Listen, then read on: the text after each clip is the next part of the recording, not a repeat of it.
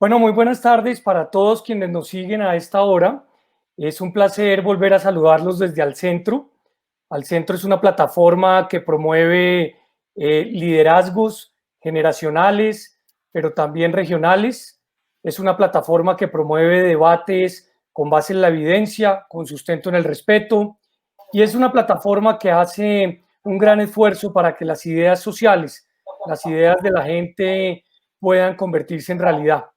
Hoy tenemos un panel de lujo, pero adicionalmente un tema que nos genera todo el interés, toda la preocupación, y por eso vamos a conversarlo para que nuestros cibernautas, televidentes, quienes nos están oyendo, pues puedan llevarse un muy importante panorama y también alternativas, porque acá se construye sobre cómo resolver el problema. La organización de Human Rights Watch hace unos días publicó un informe en el que habla de los numerosos grupos armados del país que han impuesto a la brava toques de queda, cuarentenas obligatorias y otras medidas con el fin de evitar la propagación del COVID-19.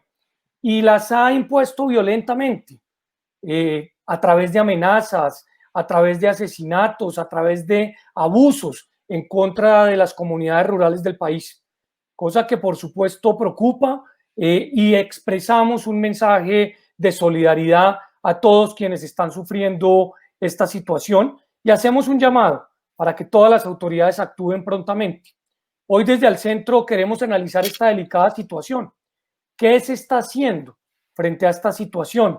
¿Cómo prevenir la escala de violencia en los territorios? Y adicionalmente, ¿cómo proteger a nuestra sociedad?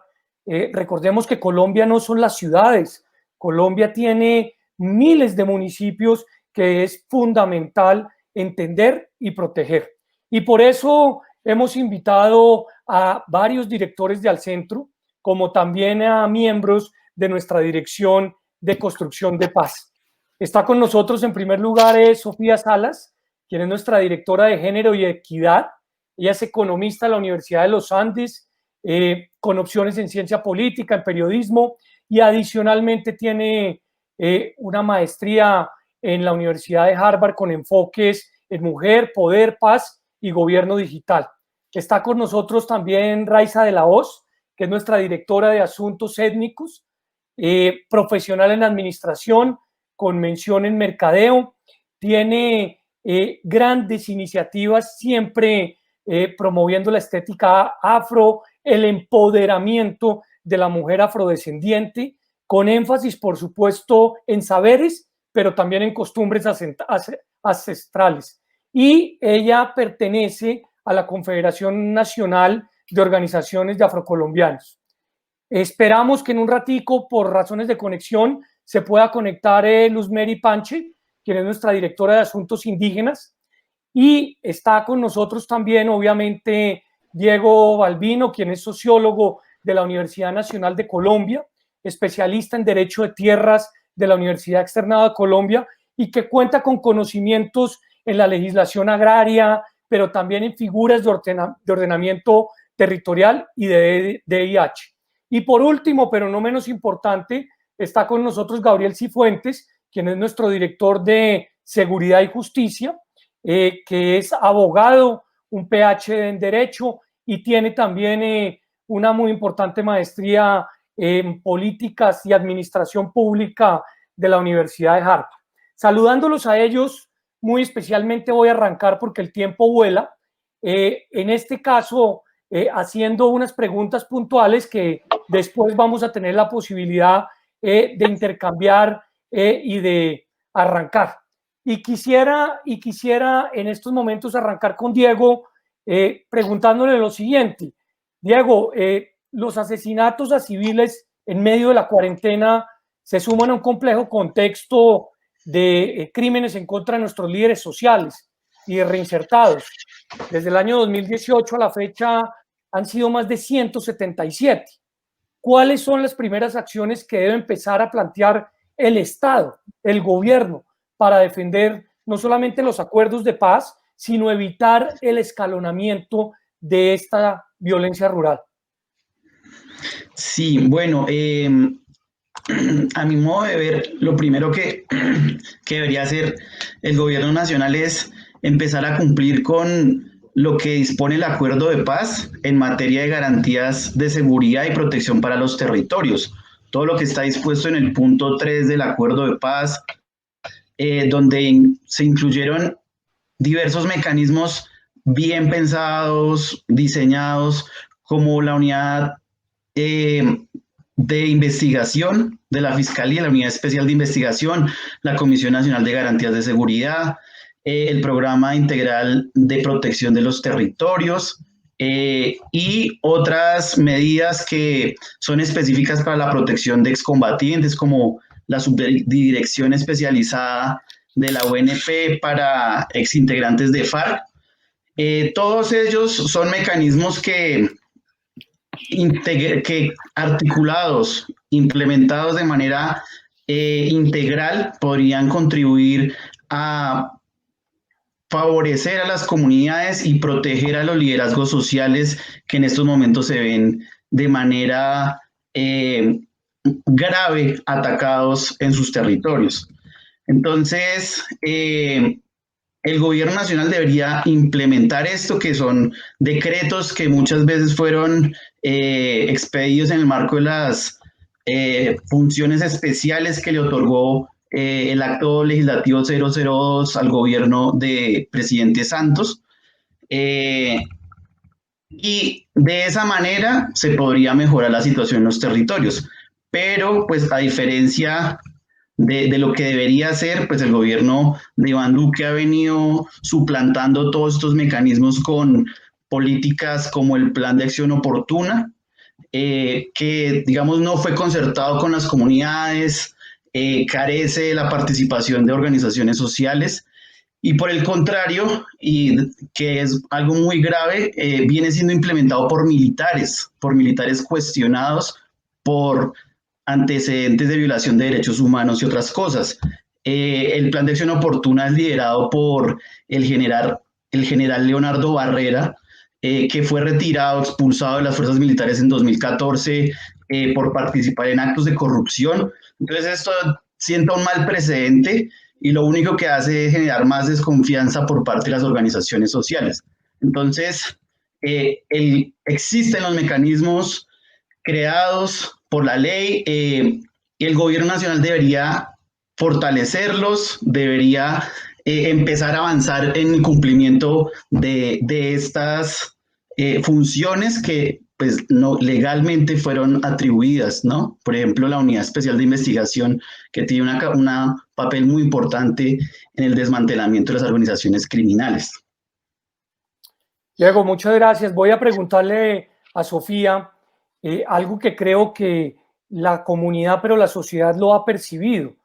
Las mujeres en las zonas rurales, pero también en las zonas urbanas, han sido afectadas en el aislamiento por diferentes razones.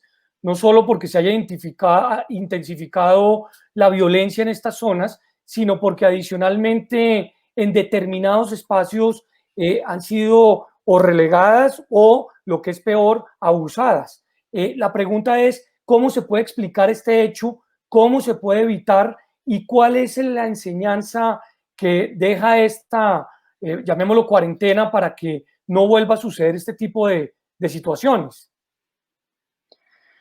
David, yo pues no me canso de decir esto y esto es ya un poco un lugar común, pero la pandemia lo que ha hecho es poner en evidencia desigualdades que ya existían y exacerbar esas desigualdades y ensanchar esas brechas. Las mujeres, como tú mencionabas, son las más afectadas por muchas razones, porque son quienes asumen una mayor proporción del cuidado, porque los temas de violencias basadas en género se han intensificado, eh, pero también por un tema de, digamos, del rol en las comunidades. En muchas zonas rurales las redes y las comunidades son centrales y cuando nos referimos a cuidado no nos referimos no exclusivamente a las labores domésticas en el hogar, aunque por supuesto también, sino también como dentro de las comunidades. Y hablando específicamente del tema de violencia, las mujeres enfrentan un doble riesgo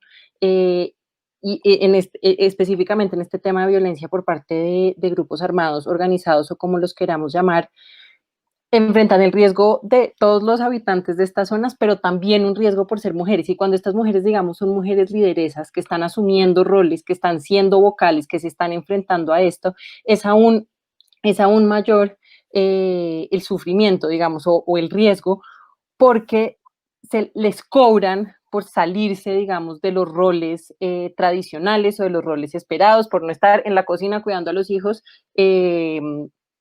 o cuidando el hogar y estar tomando una voz y un liderazgo más activo. También hay un tema con las mujeres de violencia ejemplarizante, como de mire lo que le pasa cuando la mujer decide salirse, digamos, de lo que debería estar haciendo.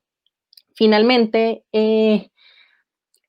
aquí hay un tema muy complejo que mencionaba al comienzo y es el tema de las redes comunitarias que existen y lo importante es que estas redes son en muchas de estas zonas y la pandemia permitió como generar un aislamiento y eso es parte, digamos, de la estrategia es exacerbar aún más el aislamiento y eso rompe, digamos, como con algunos vínculos y con algunas redes de protección que son fundamentales. Sobre qué hacer, digamos, hay un programa integral de garantías para las mujeres lideresas y defensoras de derechos humanos. Este programa, digamos, está en una fase inicial. Si se implementara y si se le hiciera el seguimiento, digamos que eso sería ya una ganancia muy grande. Retomando uno de los temas que decía Diego también, el acuerdo tiene una cantidad, digamos, de medidas que se deberían tomar enfocadas particularmente en las mujeres, pero esto es un tema que quedó en el papel y en el que se ha avanzado poco. Entonces, lo primero es, ya existen una cantidad de políticas, de lineamientos, lo primero sería implementar esto. Y finalmente cerraría esta parte diciendo, cualquier medida que se tome para, digamos, evitar estas violencias de respuesta a la pandemia debe ser con enfoque de género. ¿Esto qué significa? La pregunta siempre debe ser cómo las mujeres están sufriendo este problema de forma particular y cómo las medidas que se tomen las van a impactar de manera particular. Ese es, digamos, como lo básico y lo que debería guiar cualquier medida que se tome. Gracias, Sofía. Conectaría con Gabriel preguntándole, Gabriel, nos hemos concentrado únicamente en evitar o en atacar el COVID y hemos abandonado temas relacionados con seguridad en comunidades que están de alguna manera alejadas a las ciudades, o por el contrario, esto ha venido sucediendo antes de.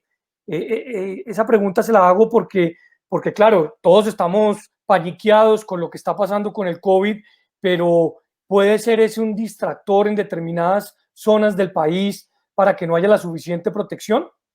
Pues David, eso es una excelente pregunta porque nosotros tenemos que reconocer que desde que se firmaron los acuerdos de paz, más de 500 líderes sociales han sido asesinados en nuestro país. En lo que va del año, cada 36 horas están asesinando un líder social y han vuelto a presentarse masacres y desplazamientos forzados, hechos que no se presentaban desde hacía muchos años. Lo que ha hecho el COVID, a mi juicio, es llenar la agenda pública, llenar los medios de comunicación de la gran noticia que nos tiene preocupados y obligarnos a olvidar a una sociedad que ya es amnésica, a una sociedad que le ha dado la espalda a una tragedia, a una sociedad además que no ha sido capaz de reconocer que en Colombia el asesinato de líderes sociales y de defensores de derechos humanos es sistemático. Y ese es un punto que nosotros deberíamos también entrar a analizar. La sistematicidad,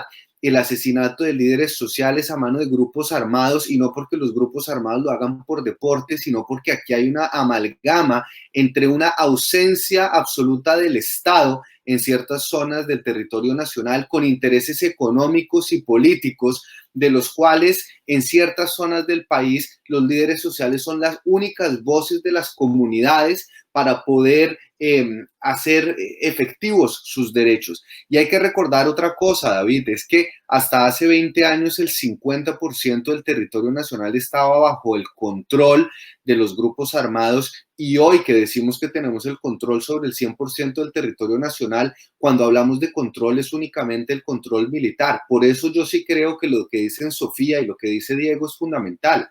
El acuerdo de paz de La Habana no es solo crear la JEP, es crear las condiciones, las estructuras y las garantías necesarias para que haya presencia del Estado. Es que hay una coincidencia absoluta y enorme que en aquellos territorios más olvidados por el Estado, más afectados por la ausencia de la garantía de los derechos, es donde proliferen esta clase de delitos, esta clase de conductas. Y es en esos territorios donde los líderes sociales cumplen un rol fundamental frente a sus comunidades, porque son los voceros de comunidades olvidadas. Así que para responder su pregunta, David, yo creo que este tema del COVID simplemente ha nublado o ha servido como, no una cortina de humo, porque eso se utiliza, digamos, si se quiere intencionalmente, pero sí ha servido como un distractor frente a una realidad que viene sucediendo desde que se firmaron los acuerdos y mucho más antes de que se firmaran los acuerdos. Concluyo con algo que decía el padre de Ruth y es escalofriante. Si en Colombia nosotros tuviéramos que hacer un minuto de silencio por todas las víctimas del conflicto, un conflicto que todavía seguimos viviendo hoy, esa oscura noche no la hemos superado, tendríamos que guardar silencio 16 años. Esa es la dimensión de la tragedia del conflicto y de la tragedia que ha generado el asesinato, la persecución, el desplazamiento, la desaparición forzada y la aniquilación de comunidades enteras. Y obviamente, como dice Sofía, la mujer, las comunidades indígenas, las comunidades afrodescendientes que ya se encuentran en condiciones de vulnerabilidad han sido las más afectadas por esta situación. Oiga, Gabriel, pero permítame le hago una contrapregunta. Hay expertos que señalan que este no es un tema únicamente de fuerza pública, que requiere una acción integral, que requiere una contribución al desarrollo, que requiere estrategias de consolidación y estabilización del territorio, control institucional del territorio. ¿Cómo están funcionando los PEDED, que son de alguna manera una herramienta esencial para que esto pueda avanzar? ¿Lo están haciendo bien? ¿Está faltando? ¿No es lo suficientemente fuerte? ¿Qué opina usted al respecto? Lo primero, David, es que Colombia, y lo que usted señala es absolutamente cierto, esto no es un tema de pie de fuerza. Colombia tiene 500.000 efectivos, es uno de los países con un ejército per cápita más grande del mundo. Podríamos tener 1 millón, 2 millones, e igual el pie de fuerza no resuelve un tema que es la ausencia del Estado. La ausencia del Estado se resuelve con oferta social, y la oferta social que implica garantía de derechos, acceso a derechos, comunicación con el resto del país. Uno se pregunta por qué en el Catatumbo, con tanta presencia de la fuerza pública, sigue existiendo un problema donde hay 3 actores armados, donde hay no sé cuántos cultivos de coca, porque están incomunicados, porque no tienen acceso a servicios públicos, no tienen acceso a lo más básico del Estado. Los PEDET en el papel, David, para contestar ahora sí su pregunta, fueron una excelente interpretación de esa oferta estatal e institucional que se necesitaba en los territorios para balancear la cancha y generar las condiciones básicas de progreso que además le restaran a esas economías y a esas fuerzas ilegales todo ese insumo necesario para que puedan prosperar. Las economías ilegales prosperan allá donde no hay Estado y donde no hay oportunidades. Los raspachines no hacen eso por deporte, los raspachines no son traquetos, los raspachines no son multimillonarios, son campesinos que no tienen otras oportunidades y que muchas veces están cooptados por la violencia. Los PEDET en el papel son divinos. Hasta que se acabó el gobierno de Santos, hubo muchas demoras en su implementación, pero hubo avances importantes en su diseño y sobre todo existía voluntad política. En este gobierno uno no puede decir que no haya habido avances, uno no puede decir, por ejemplo, que la oficina de Archila no esté haciendo un trabajo, pero no es la prioridad del gobierno. La prioridad del gobierno no es llevar el desarrollo y cumplir con los PEDETs tal cual se pactaron, porque aquí hay una guerra política ridícula, y me perdonarán la palabra, donde eso significa darle pie y garantizar el cumplimiento de los acuerdos, darle la razón al gobierno anterior. Entonces, en muchas zonas lo que nosotros vemos es una guerra de chalecos y no verdaderamente la implementación de estrategia estructural y soportada en la voluntad férrea política del gobierno nacional, con recursos, con funcionarios, con entidades comprometidas, con una articulación interinstitucional, con el involucramiento de las autoridades locales y sobre todo con la participación ciudadana, que es un elemento fundamental y transversal en los PEDES. Es que la paz no le pertenece a ningún gobierno y mucho menos a ningún partido. La paz es un bien que nos pertenece a todos los ciudadanos y más aún cuando se pretende lograr que llegue finalmente a los territorios. Raiza, ya voy contigo, pero es que no puedo dejar de preguntarle a Diego sobre los PEDETs. Diego, ¿usted qué opina? ¿Están funcionando? ¿No están funcionando? ¿Qué haría si tuviera en sus manos la posibilidad de darles un impulso?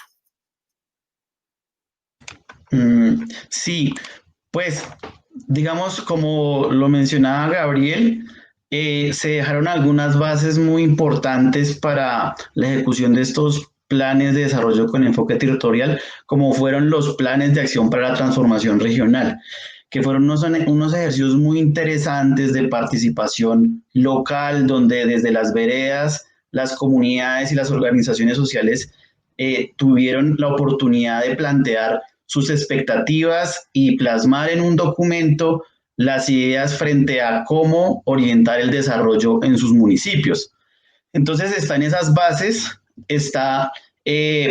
ahí están recogidas las ideas de las comunidades. Yo creo que para implementar de manera adecuada los PED, pues hay que retomar esto y tener en cuenta a las comunidades que participaron en la formulación de los PRAT, porque en muchos territorios las comunidades han denunciado que para el diagnóstico y la formulación de estos planes sí fueron tenidas en cuenta, pero para la implementación se le están dando la prioridad a otros sectores, digamos, digamos que en su momento no estuvieron. Sí, que no son las víctimas del conflicto armado, sino que pueden ser otros sectores poderosos que inclusive pudieron tener que ver algo en el conflicto armado. Y por otro lado, digamos, algo que era el espíritu del acuerdo de paz, que era la construcción de la paz territorial, ¿no? Que la paz territorial parte de empezar a construir las políticas desde abajo hacia arriba y darle voz y participación efectiva a los líderes comunitarios. Creo que con esos elementos el acuerdo de paz podría, digamos, plasmarse y poder aportar en la transformación de estos territorios más afectados por el conflicto.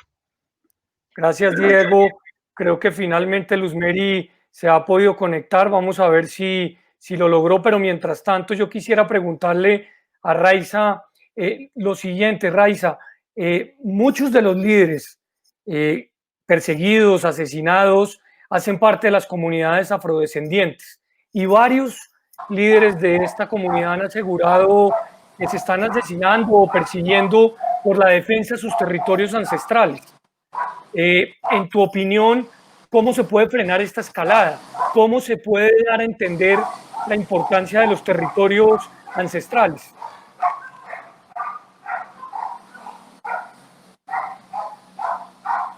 Bueno, pues principalmente comentar que nosotros aquí en La Guajira, en lo que va del 2020, todavía no hemos tenido casos de líderes sociales afrocolombianos asesinados.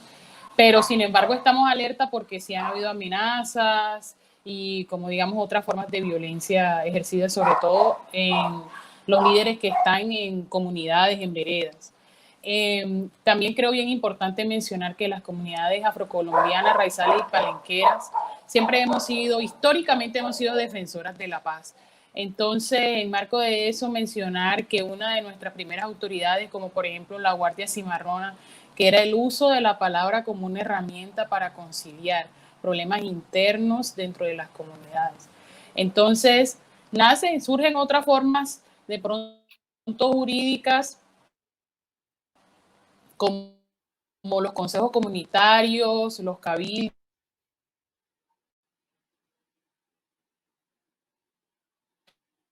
que se encargan colectivos, pero ellos de las personas que hacen parte de las comunidades.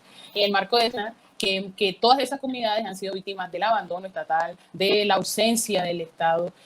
Actualmente, de cara al COVID-19, no hay suficiente ejército nacional presente, entonces los líderes están vulnerables a cualquier ataque en los territorios. Además que toda esta situación ha desencadenado problemas, digamos, de otra índole, como por ejemplo todas las fisuras que se están viendo ahora con esta alerta roja que hay en La Guajira, en el tema de salud, en el tema de economía, entre otras. Entonces, digamos que los mismos líderes han implementado algunas estrategias de autocuidado y autoprotección, como comités de diálogos, como redes de autocuidado a través de redes sociales, de WhatsApp, digamos, pero esos son pañitos de agua tibia ante de pronto la amenaza de la muerte. Entonces es fundamental que el Estado revise, por ejemplo, estas figuras jurídicas como los consejos comunitarios y verifique realmente cuál es la autonomía que ellos tienen para brindar la garantía de los derechos, sobre todo el derecho a la vida en las comunidades. Gracias, Raiza. Quiero preguntarle a Luzmeri si finalmente nos está oyendo. Luzmeri, ¿nos oyes? Sí, por aquí los estoy escuchando. Luzmeri, bienvenida, muchas gracias. Qué alegría que te hayas podido conectar. Para nosotros es muy importante poder oír y poder contar contigo. Rápidamente, quería contarles, Luzmeri es nuestra directora de Asuntos Indígenas NASA de San Vicente del Caguán, en el departamento del Caquetá, y obviamente es no solo defensora de derechos humanos, sino de derechos ambientales, y pertenece a la Asociación de Cabildos Indígenas del Caguán. Hace parte además de la Coordinación Nacional de Pueblos Indígenas y nos está ayudando desde el centro no solamente a entender la realidad, sino adicionalmente a que en Colombia, en las ciudades, etcétera, entendamos que hay graves problemas que necesita nuestra población indígena que sean atendidos. Y por eso voy a conectar inmediatamente con dos preguntas, Luzmeri. La primera es, ¿cómo ha afectado el COVID, las cuarentenas, las dificultades que se están presentando a la comunidad indígena en general? Y la segunda es, ¿ustedes han sentido lo que denuncia Human Rights Watch en algunos momentos de amenazas en contra de sus comunidades?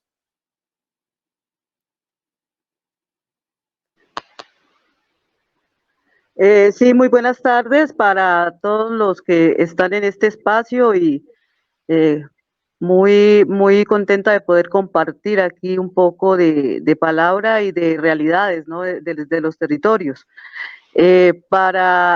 Empezando con el tema del COVID-19, de la pandemia, pues ha sido una situación que agrava todo este proceso de exterminio que está sobre los pueblos étnicos y especialmente sobre los pueblos indígenas. Y pues ha venido avanzando especialmente para la zona de la Amazonía de una manera bastante preocupante, especialmente en la región de Leticia, que es donde compartimos la triple frontera. Y estos días la situación se puso tan crítica que hubo que ejercer el derecho de la tutela para poder exigir esa protección especial a los pueblos indígenas de la Amazonía, y estamos de acuerdo con la orden que da el juez en su fallo, organizando un plan de contingencia y de emergencia para la atención de los pueblos indígenas de la Amazonía, teniendo en cuenta que en esta región del país el sistema de salud pues es prácticamente inoperante y lo poco que hay del servicio en este momento se encuentra al tope, ¿no? en el tema de atención.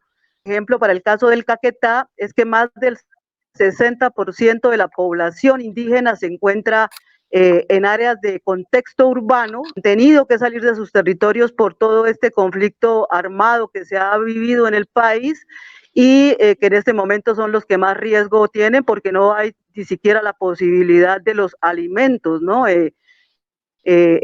Para estas comunidades en el contexto urbano. Y asimismo, pues en muchos de los territorios donde nos encontramos asentados los pueblos indígenas, la situación por la pandemia es muy, muy crítica.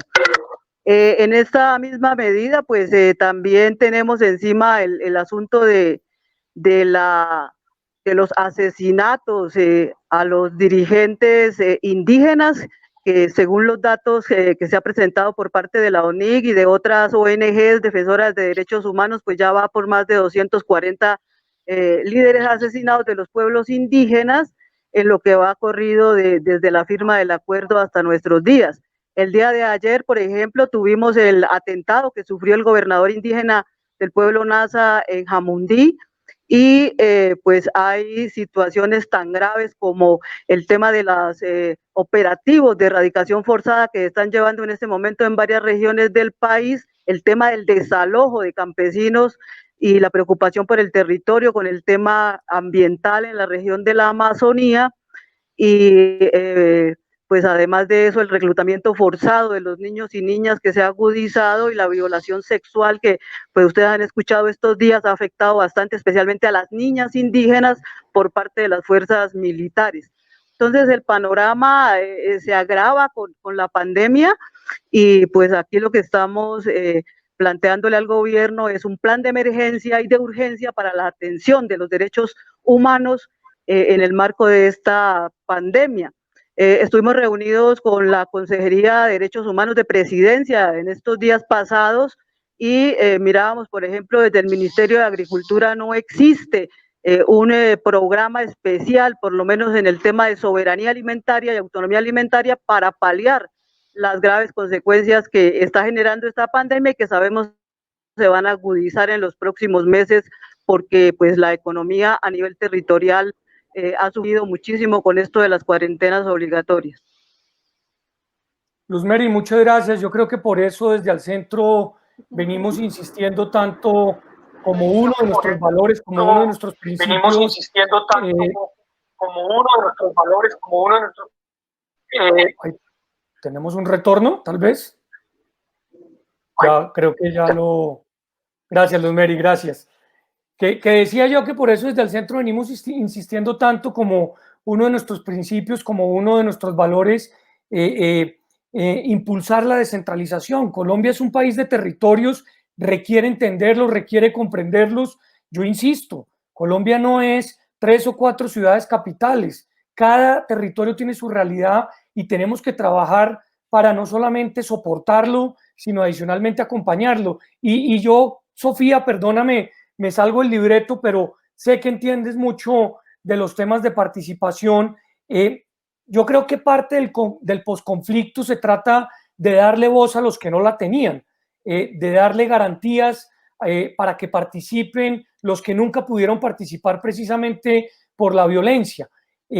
Yo creo que hay que fortalecer y dignificar los espacios de participación y, por supuesto, los espacios de participación de las mujeres, que cada día deben ser muchísimo mayores. Estamos haciendo desde el centro un especial sobre la Constitución del 91 y nos parecía casi que inentendible las poquísimas mujeres que participaron en la asamblea de la constituyente, pese a que es una constitución absolutamente garantista. Hago esta introducción para preguntarte un poco cómo promover esa participación, cómo dignificarla y cómo lograrla respetar. Es una muy buena pregunta, David, y volviendo, digamos, a los PEDs, creo que hay un primer intento. La idea de los PEDs es que fueran construidos colectivamente, con participación. Recientemente ha habido muchas quejas porque esos procesos o no ocurrieron o se frenaron los procesos de participación. Sobre lo que mencionas, es fundamental asegurar precisamente que esos espacios de participación sean incluyentes. Eso significa que las mujeres estén, pero que las mujeres estén además en toda su diversidad.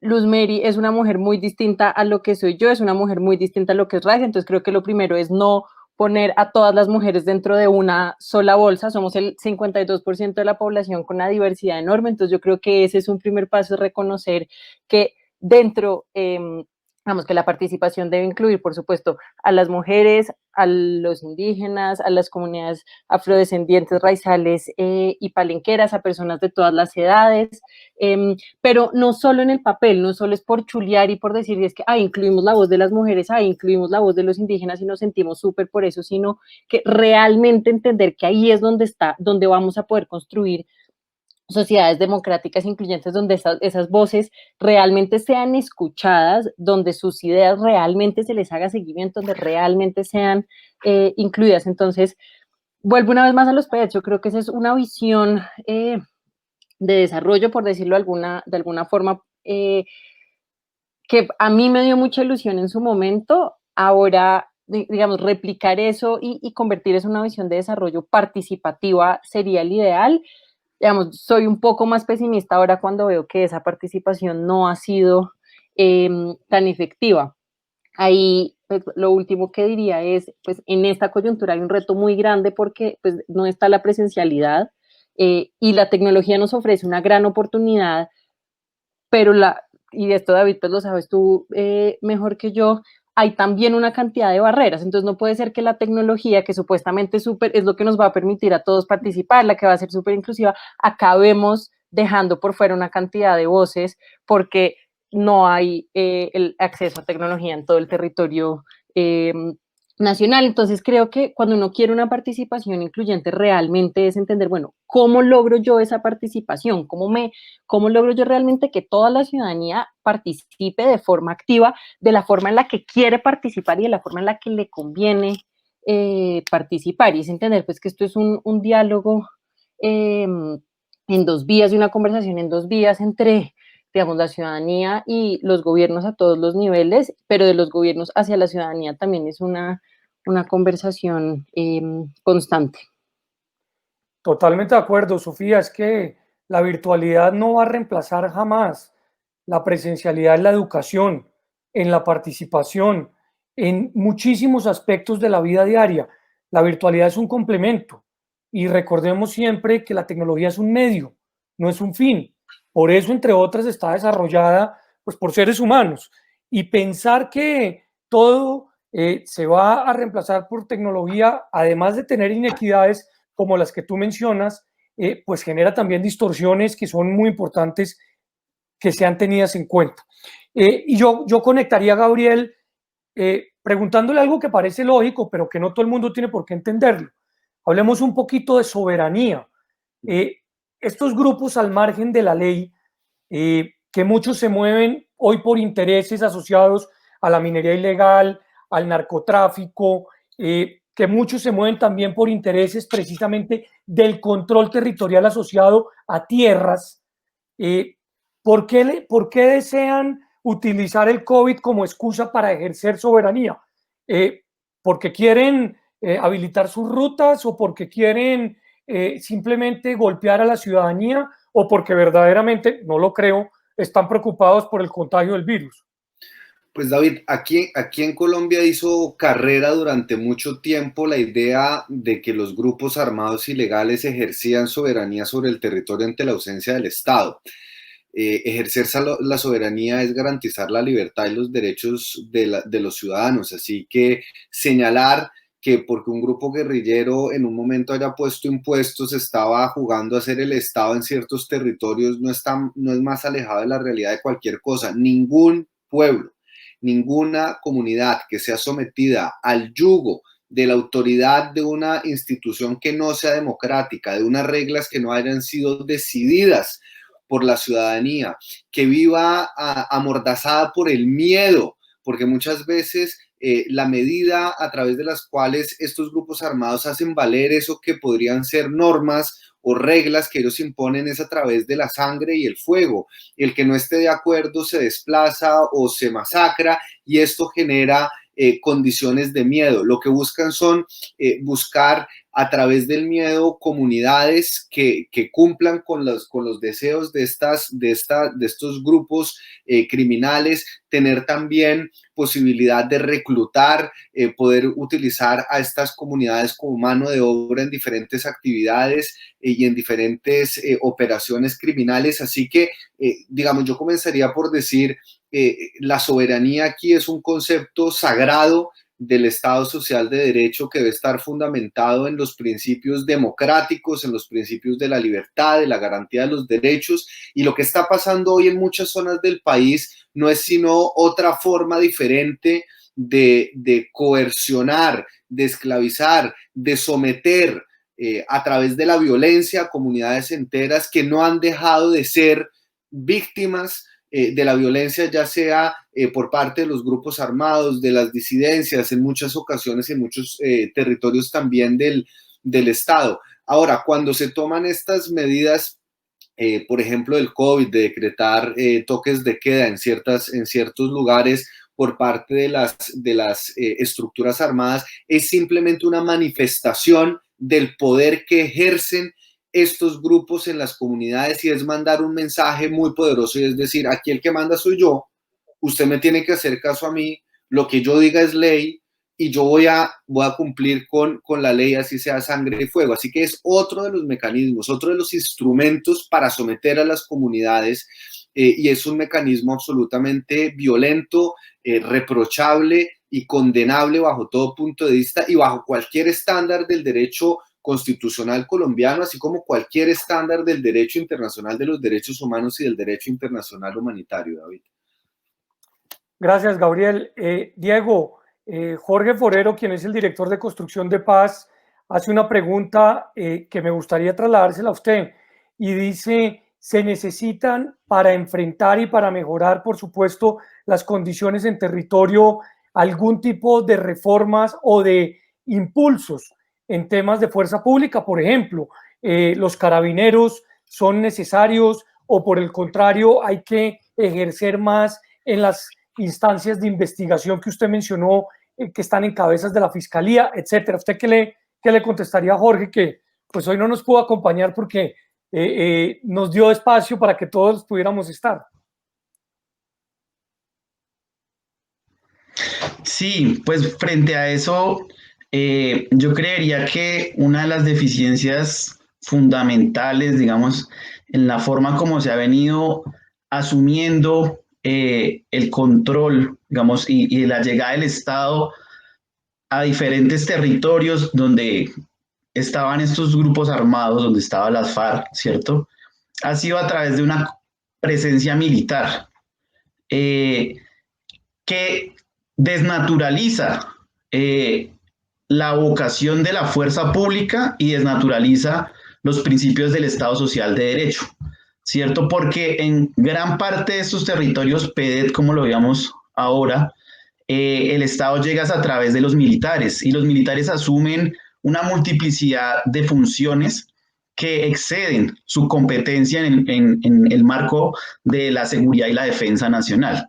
Entonces, es necesario que esto se reforme para que en estos territorios haya una presencia civil, que sean autoridades civiles y que se siga respetando la separación de poderes, donde haya presencia efectiva tanto del Poder Judicial como del Poder Ejecutivo y las diversas entidades del Estado que proveen servicios y garantizan derechos sociales, económicos y culturales.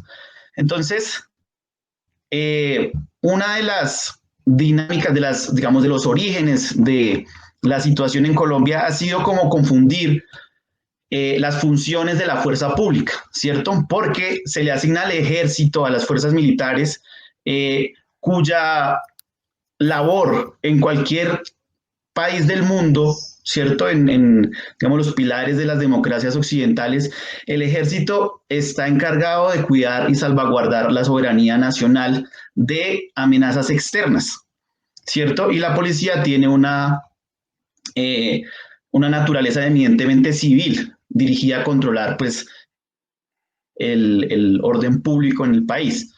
Entonces se confundió esos roles, se le asignaron funciones de policía al ejército y se le asignaron funciones de ejército a la policía, y por eso es que uno ve en gran parte de los territorios que si llega el ejército a ofrecer servicios de salud, si llega el ejército a ofrecer servicios educativos, pues esto pone en riesgo a la población civil, pone en riesgo a los niños, a las niñas, a los adolescentes, y lo que hace es, pues, que se asume por parte de un ente castrense una función que no le corresponde.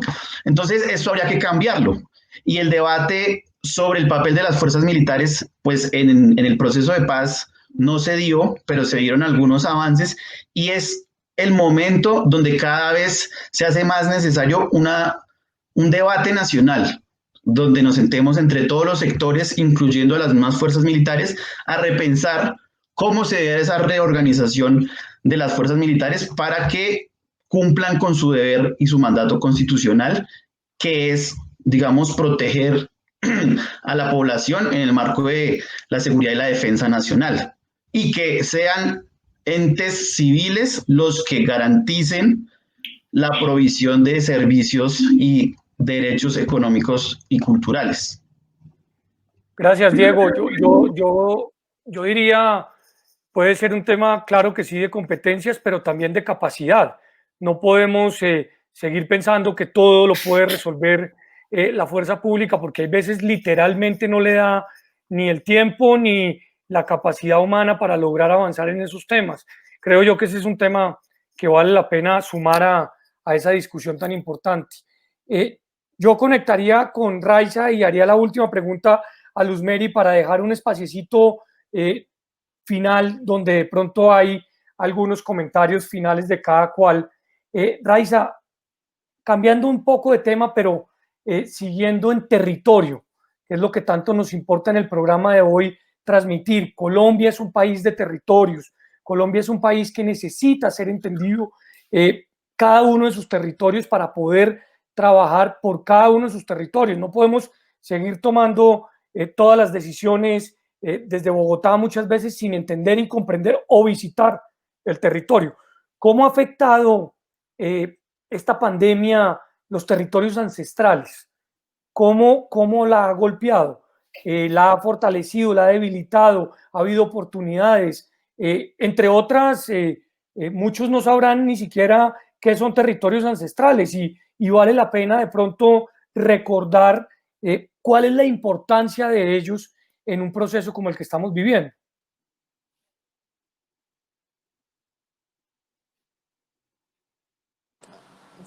Bueno, en cuanto a los territorios ancestrales, a mí me parece súper interesante que tú hagas esa pregunta, porque resulta de que la mirada que tiene el país hacia La Guajira siempre ha sido una mirada muy indigenista. Entonces, a nosotros en Colombia, cuando tú hablas de La Guajira, Colombia siempre piensa que La Guajira es un territorio guayú, pero nosotros somos un territorio guayú, árabe, cogi, huigua, aruaco y también afrodescendiente. Aquí hay rochelas afrodescendientes que son los territorios ancestrales, y son territorios ancestrales porque son nuestro centro de vida, es donde hemos vivido toda la vida, es donde vivieron nuestros ancestros y nuestras ancestras, nuestros mayores, y nuestros mayores los compraron, pero los compraron con mano de obra de esclavitud, con trabajo de esclavitud. O sea, nosotros no nos regalaron esos territorios nos pertenecen, y ahí reposan los cuerpos de nuestros muertos. Entonces, digamos, la conexión que hay entre el territorio y las mujeres y los hombres afrodescendientes, afrocolombianos, raizales o palenqueros, es una conexión que vaya a un plano espiritual también. Entonces, cuando hay abuso, digamos, por las distintas formas de violencia, ya sea por la minería, que ha sido una de las formas, digamos, más agresivas con las que se ha exterminado la memoria ancestral negra, o con el conflicto armado, cuando son las personas sacadas de su territorio ancestral, donde vivían, donde hacían vida, donde sembraban, donde pescaban, donde crecieron, y además donde están enterrados sus muertos, digamos, toda la memoria se pierde. actualmente en estos territorios están teniendo muchísimas problemáticas. Digamos que ya antes de la pandemia COVID-19 el Estado era indiferente ante las realidades que estaban viviendo las personas sobre todo recordemos que todo lo que tiene que ver con la troncal del Caribe está también en territorio PEDET. Entonces, siempre ha habido como una indiferencia bien fuerte hacia el territorio, pero ahora en medio del COVID ellos han encontrado como una justificación, mejor dicho, expedita para poder decir, no podemos movilizarnos hacia allá por miedo al contagio o porque estamos resguardando la vida de los profesionales, etcétera. Igual también sucedió con el Censo Nacional de Población y Vivienda, tampoco se acercaron hacia los territorios ancestrales porque son territorios de difícil acceso. Ahora, las afectaciones que está viviendo la gente en el territorio, primero son las afectaciones que vienen desde lo económico, porque la mayoría de los empleos que tiene la población afro son empleos informales.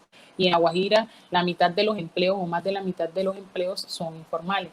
Entonces, digamos que ellos producen su siembra, sus animales y no han podido vender esto, entonces lo que están haciendo es como consumirlo, regalarlo, es decir, que esa entrada ya no está llegando.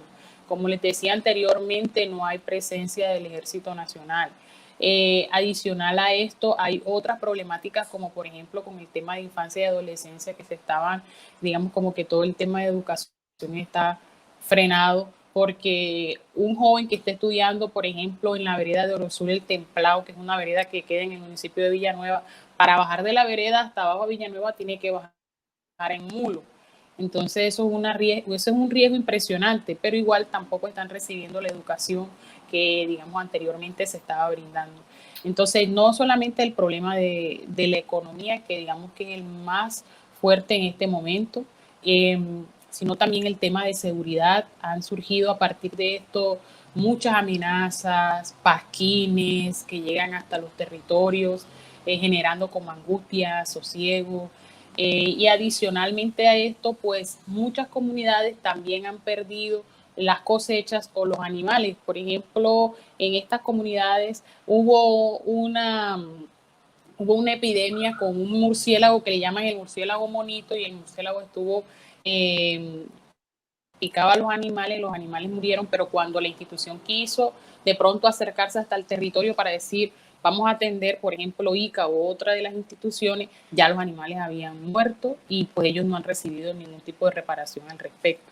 Entonces, nos acercamos también a las diferentes direcciones para saber si había quizás un conocimiento de cuáles han sido las afectaciones puntuales sobre las comunidades y pues no hay un estudio, no hay una estadística, no hay una manera de saber específicamente cuáles han sido estas afectaciones, más sin embargo hubo unas ayudas que llegaron, unas ayudas alimenticias, pero se quedaron hasta unos sectores específicos, no llegan a todos los sectores. Entonces, como básicamente lo que tú estabas diciendo al principio, que es que las oportunidades y los espacios de incidencia son para unos, no para todos. Y cuando la gente quiere hablar o quiere reclamar acerca de lo que está pasando, pues teme por su vida porque digamos que en esos territorios la vida se va en abrir y cerrar de ojos.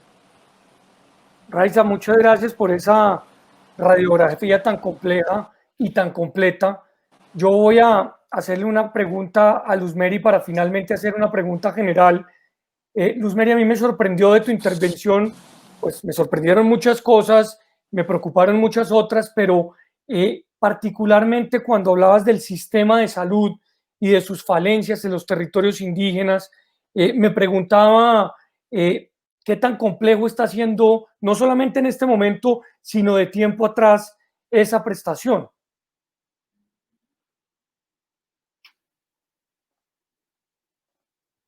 ¿Tienes el micrófono apagado de pronto? ¿Es por eso? ¿O será que perdimos a Luzmeri? El micrófono está en silencio, David. Sí. De pronto, María Paula, ¿me ayudas a...? Creo que la perdimos. Vamos entonces a ir cerrando porque somos muy juiciosos con el tiempo. Yo quisiera hacerles una pregunta a todos, general, agradeciéndoles muchísimo haber aceptado esta invitación. Y tiene mucho que ver con lo que hemos venido diciendo, la importancia no solamente de la descentralización, sino de entender, obviamente, nuestros territorios. Sofía, si te parece, arrancamos contigo. ¿Cómo reconocer y fortalecer el territorio? ¿Cómo proteger a los líderes, no solamente sociales, sino de todo tipo que hay en nuestra sociedad y que están buscando espacios de participación? Es una pregunta que daría, creo que para un webinar entero, trataré de ser muy breve. Creo que, y es un poco lo que hemos conversado hoy en los distintos momentos, es dejar de creer que en Bogotá tenemos todas las respuestas. Creo que eso es prioritario y realmente cuando pensamos en la participación no es pensar como, ay, es que desde Bogotá, de las grandes ciudades estamos dejando participar al resto del país, sino realmente hacer ejercicios de participación, de redistribución, digamos, como del poder de la participación y de entender la democracia como desde la inclusión también y desde la diversidad. Y lo último que diría es, haría énfasis en una cosa que ya mencioné y es entender que lo rural no es una sola bolsa, digamos, que toda la ruralidad en Colombia es igual, que no todas las mujeres es una sola bolsa, que no todos Raiza me corregirá, pero por supuesto no todos los pueblos afrocolombianos, raizales y palenqueros es todo igual, lo mismo, no todos los indígenas es una, creo que ahí empieza la tarea con estas, digamos, categorías que hemos creado con un esfuerzo de ser incluyentes, digamos, empezar a desarmar y a desglosar eso un poquito. Entonces, esos serían mis dos mensajes. Desglosar estas bolsas que hemos armado y pensar la participación no desde Bogotá estamos dejando participar, sino realmente una participación que sea mucho más global del país, digo. Gracias, Sofía. ¿Qué opina Diego? Bueno, agregaría solo algunas cosas, totalmente de acuerdo con lo que dice Sofía, que es muy importante tener en cuenta pues, los enfoques diferenciales, ¿no? De manera transversal en todas las políticas de prevención, protección y demás. Enfoque de género, enfoque territorial, enfoques étnicos, y que se honre ese propósito del acuerdo de paz, que era construir la paz territorial construyendo de abajo hacia arriba.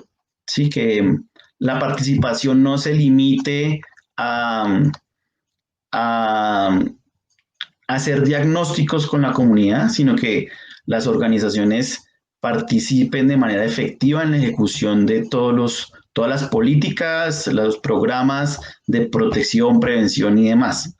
Y otro aspecto que creo que es fundamental es la no estigmatización. El gobierno ha mencionado eso, la Procuraduría ha insistido, ha realizado algunas campañas, pero uno todos los días ve que algún funcionario público está estigmatizando. Señala a los líderes, a las lideresas sociales de colaborar con los grupos armados, de trabajar con grupos delincuenciales, guerrilleros, paramilitares, y esto es algo que debería parar definitivamente, porque digamos que está en juego la imagen y la vida en sí misma, ¿no? Las palabras que da un alto funcionario del gobierno se convierten en balas en los territorios. Entonces, esto creo que es un tema que realmente es prioritario que haya un cambio. Diego, muchas gracias. Raiza, ¿qué piensa?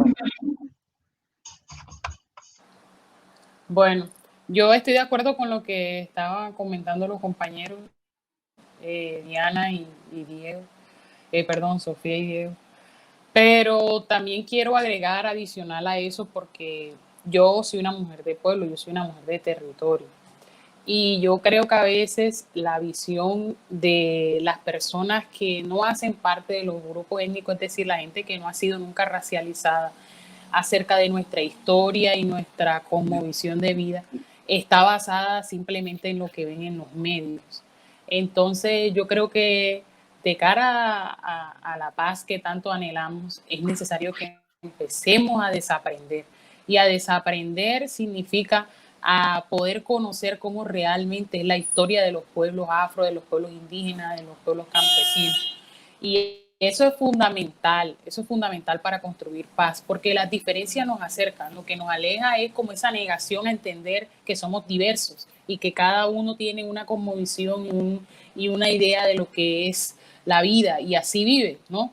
Y adicional a eso podría agregar que el territorio es rico y el territorio tiene un poder, digamos, transformador. Yo conozco mucha gente que habla de La Guajira como un espacio turístico y un espacio donde llegar a pasar vacaciones, pero si ustedes realmente son colombianos y que quieren la paz, ustedes tienen que conocer cuál es la historia real de sufrimiento, la historia de orgullo, todas las historias que envuelven nuestro territorio. Entonces yo creo que es necesario desaprender y abrir el corazón para empezar a aprender nuestra historia de otra manera. Gracias, Raiza. Y terminaríamos con usted, Gabriel, por favor. No, pues muchas gracias. Vea, David, lo que está pasando en los territorios actualmente en Colombia es gravísimo. Nosotros nos estamos muriendo a cuentagotas. Con cada muerto que se pone se aviva la violencia. La violencia en Colombia no se ha acabado, yo creo que eso es lo primero que hay que reconocer. Que seguimos siendo una sociedad violenta, que seguimos siendo objeto de violencias de todo tipo, no solo la violencia armada, hay violencias estructurales, sociales, raciales, de género, hay muchas violencias que se acentúan en los territorios. Y la violencia, David, es un tema o es un asunto de responsabilidad compartida. Los actores por sus balas, el Estado por su olvido, pero nosotros, los ciudadanos, por la indiferencia. Aquí a nosotros no nos pesan los muertos, no hemos aprendido a valorar los muertos, no hemos aprendido a asimilar la violencia, nos hemos acostumbrado a la violencia en Colombia.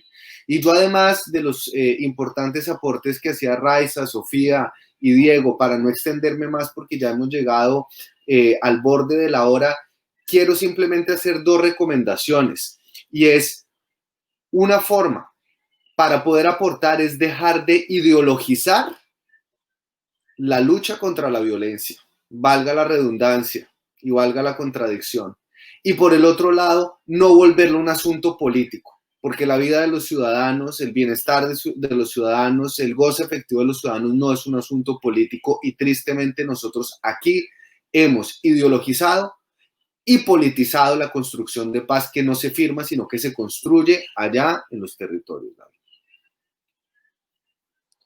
Yo creo que desde 1991 Colombia no logra consensos y yo creo que deberíamos hacer un esfuerzo grande para ponernos todos de acuerdo independientemente la ideología, los partidos, en entender que la paz es un bien que nos pertenece a todos, pocos. Y obviamente la paz, como lo decían ustedes, arranca desde el territorio, porque es en el territorio donde están los problemas, las dificultades y las oportunidades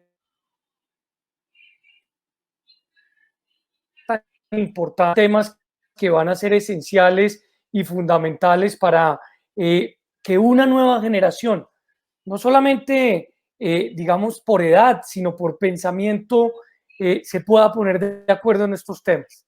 Yo le quiero agradecer a Raiza, a Sofía, a Diego, a Gabriel, a Luz Mary, tuvo hoy cortes de energía permanentes en su territorio, pero que logró estar con nosotros un rato, por haber sacado un rato para hablar de estos temas, que puede que no tengan el rating más alto, pero que nosotros creo que estamos aportando un granito de arena en hablar de ellos. Es mucho más interesante seguramente la farándula, o seguramente los escándalos, pero acá es que hay un escándalo de fondo y es que nuestra comunidad necesita vivir tranquila, segura, en paz y con el reconocimiento de sus territorios, que creo que son esenciales. Así que a ustedes mil gracias y desde el centro seguiremos en estos programas donde el debate con evidencia y con respeto siempre será bienvenido y promovido. Gracias, Sofía, gracias, Gabriel, Diego, Raiza, que descansen. Muchas gracias, hasta luego, feliz noche.